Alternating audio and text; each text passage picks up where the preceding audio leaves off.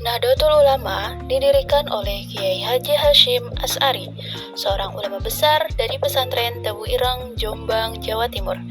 Pada tanggal 31 Januari 1926 Masehi, NU didirikan. Notabene adalah para ulama yang bergabung dalam Komite Hijaz. Para ulama sepakat mendirikan organisasi beserta namanya yang diserahkan amanat peresmiannya kepada Kiai Haji Hasyim Asy'ari setelah Kiai Haji Hasyim Asy'ari beristikharah. Buahnya kemudian Kiai Haji Hasyim Asy'ari mendapat kepercayaan dari gurunya, yakni Kiai Haji Muhammad Khalil. Tujuan didirikannya organisasi NU adalah untuk mempertahankan praktek-praktek keagamaan yang sudah mentradisi di Nusantara dan untuk mengimbangi gencarnya ekspansi pembaharuan Islam. Karena itulah, gerakan NU dikenal memiliki ciri dengan membawa nilai kearifan lokal serta resistensi kuat untuk mempertahankan budaya pesantren. Pesantren nampaknya merupakan lembaga dakwah NU yang paling penting, dominan, dan tua.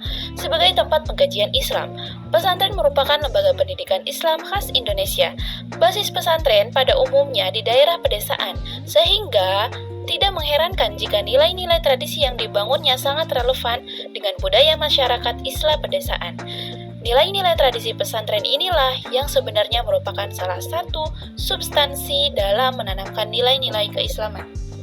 Sistem pendidikan di Nahdlatul Ulama mencakup pendidikan formal dan non-formal, serta melibatkan kurikulum dan metode pengajaran yang unik. NU memandang pendidikan sebagai upaya untuk membentuk karakter peserta didik dan membekali mereka dengan pengetahuan dan keterampilan yang dibutuhkan dalam kehidupan modern.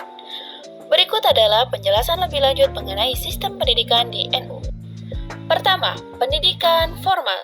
NU memiliki lembaga pendidikan formal mulai dari tingkat dasar hingga tingkat menengah. Sekolah-sekolah NU umumnya menyediakan kurikulum nasional yang diintegrasikan dengan pendidikan agama Islam dan nilai-nilai kebangsaan. Selain itu, NU juga memiliki perguruan tinggi seperti Universitas Nahdlatul Ulama Indonesia atau UNUSIA dan Institut Agama Islam Nahdlatul Ulama. Kedua, ada pendidikan non-formal. Pesantren merupakan lembaga pendidikan non-formal yang penting dalam sistem pendidikan NU. Pesantren NU biasanya menawarkan pendidikan agama Islam, bahasa Arab, dan keterampilan lain seperti seni dan kerajinan tangan. Selain itu, NU juga memiliki lembaga pendidikan non-formal lainnya seperti majelis taklim dan kelompok-kelompok belajar. 3. Kurikulum. Kurikulum di lembaga pendidikan NU terdiri dari kurikulum nasional dan kurikulum agama. Kurikulum nasional mencakup mata pelajaran umum seperti matematika, ilmu pengetahuan alam, dan sejarah.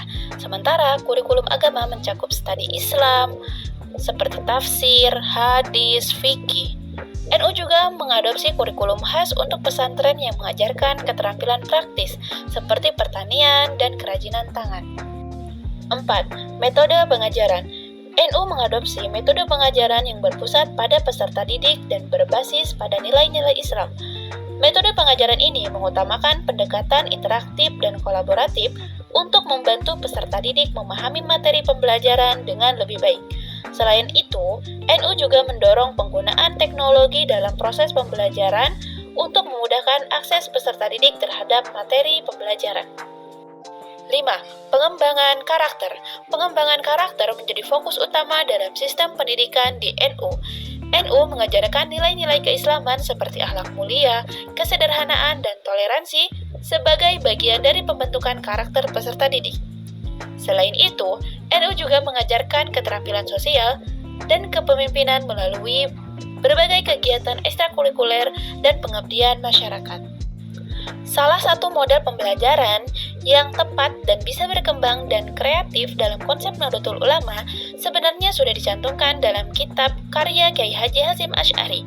Metode itu disatu padukan hingga model pembelajaran akan berkembang dan tidak stagnan, serta mengatasi problem ketika santri atau peserta didik kesulitan dalam memahami sebuah materi apa yang disampaikan oleh guru. Metode itu antara lain adalah metode hafalan, metode ceramah, metode diskusi, dan metode tanya-jawab, dan metode tazhib wa targhib atau menasehati dan menegur. Demikian adalah sistem pendidikan di Nahdlatul Ulama. Semoga videonya bermanfaat. Jangan lupa like, share, dan subscribe. Assalamualaikum.